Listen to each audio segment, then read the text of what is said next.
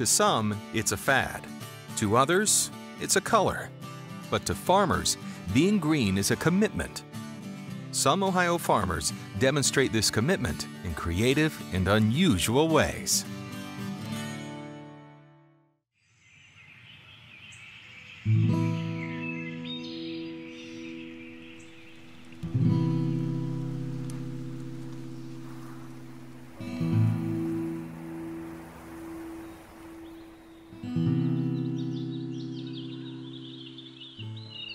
In Ohio, the awe-inspiring sights and sounds of nature are a constant reminder to preserve the environment. And no one understands its importance more than those who make their living off the land. In Ohio, farmers are on the cutting edge of the green movement, using advancements in technology and their own creativity to preserve and protect Mother Nature. There's no waste in nature. If you look at a forest system or a lot of natural systems, there's literally no waste. We look at the farm as a whole ecosystem. So here on the farm, we are growing local food, we're cycling wastes to rebuild topsoil, we're restoring natural habitat. At Oberlin College, the George Jones Memorial Farm provides food for thought by serving their fresh local produce to students in the dining hall. A student presented a paper that they had written in an environmental studies class in 1999, and it was specifically about how can the concept of local be brought into a college or university setting. And then we started working with the people at the Jones Farm, where Brad was, who helped us try to come up with the solutions. We grow a mix of about 30 vegetable and fruit crops. We do a lot of lettuce greens, cooking greens and things like that. We also have free-range chicken, free-range pork. We keep bees. We raise worms, which do a lot of our composting for us. So we've really created multiple dimensions to the farm.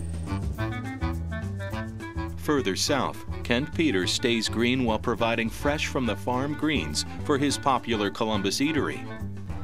When I'm in the restaurant, a lot of people don't look at me as a restaurateur. Our guests don't see me because a lot of times I'm dressed just like this.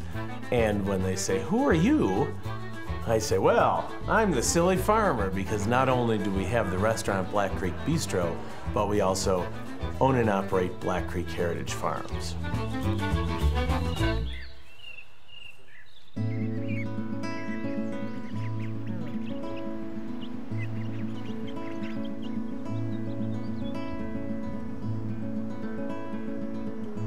Ultimately, I guess I would have to be about 50% of both, of restaurateur and farmer. A lot of times Ken will pick herbs or different produce and bring it in, and essentially people will be eating it maybe an hour after it was in the ground, so very, very fresh. We believe in recycling, reusing, being environmental stewards, if you will, to try to lessen our impact, our negative impact on the environment as much as possible. So any of the scraps that we have that we can't go into our stocks or our soups, then we bring back. I let the birds scratch through it to get anything that they want, and then we'll take that, pile it with wood chips and everything, and compost. We amend the soil with that, then we plant and grow things and bring it back into the restaurant. So we have that full cycle. But in Philo, one farm couple takes reusing to a whole nother level. They've made their home out of trash. Well, our house of trash, Jay hates for me to say that, but it's really so visual. You can just know, oh, it's trash. But what it is it's clean garbage that would have ended up in the waste stream. So we have tires that are rammed with earth that help us to heat and cool the building by creating mass. We've got tons of bottles and cans. We've used milk jugs, plastic 2-liter bottles, whatever is available. And those things, there are lots and lots and lots of those things. They help us to insulate the building, but we just use what's at hand. So if there's pressed tin, then we use pressed tin on the ceiling. If there are barns that are going to be burned down, then we take the barns apart and we've used the lumber. Whatever's out there, and there's a lot of garbage out there, it's amazing. It gives you a lot of freedom. So if you're producing your own food, if the house provides heat in the winter, water to drink, to bathe with, there's no sewer system that's associated with it. So our total utility cost is about $50 a month. That's only because we still have electricity. It's just fun to build with garbage, and it's so simple and easy to do compared to a conventional structure when you're just filling in space. And people are excited to come here. In Delaware, Tom Price has discovered another way to turn trash into treasure. He turns so-called waste into a thing of beauty through composting. The word waste to me isn't a very positive word to start with. Plus, if you take the dictionary term of waste, it's something that cannot be reused. It's waste. We're getting a lot of companies that want to get product out of the landfill. And so they call and ask, Tom, what can you do with this product? Can you make something out of it that's environmentally friendly?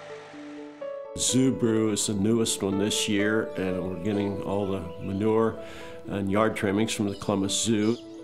More than likely, the material would go into the landfill, which we're trying to avoid, or there are facilities that would burn this material, and we don't think either one is the right thing to do.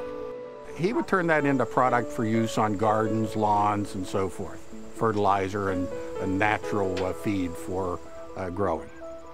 For homeowners and landscapers using this, probably the biggest advantage is they're recycling and leaving a neutral carbon footprint.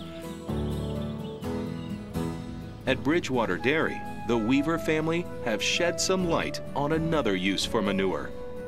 The Bridgewater Dairy farm is unique in the fact that they are the only farm that we serve that has their own generation that generates power on a continuous basis. We're producing about 600 kilowatts per hour, 24 hours a day, which is about enough electric for 300 homes. Methane is a natural gas. It is produced by the decomposition of materials, but in this case it is produced from animal waste, and it is burned as any other natural gas. We actually harness that methane a little bit better by putting it through a digester, and in that digester we heat that manure up to a temperature and let the bacteria actually eat that manure, which actually releases the methane gas into the structure so we can capture it. It is another source of supply and is considered renewable. You're recycling the animal waste and the gas from it, providing electricity, which people want. I say emotionally it's been a big payoff for us, just in the fact that we know we're treating the environment better, and we know that our neighbors have a better situation now with our manure.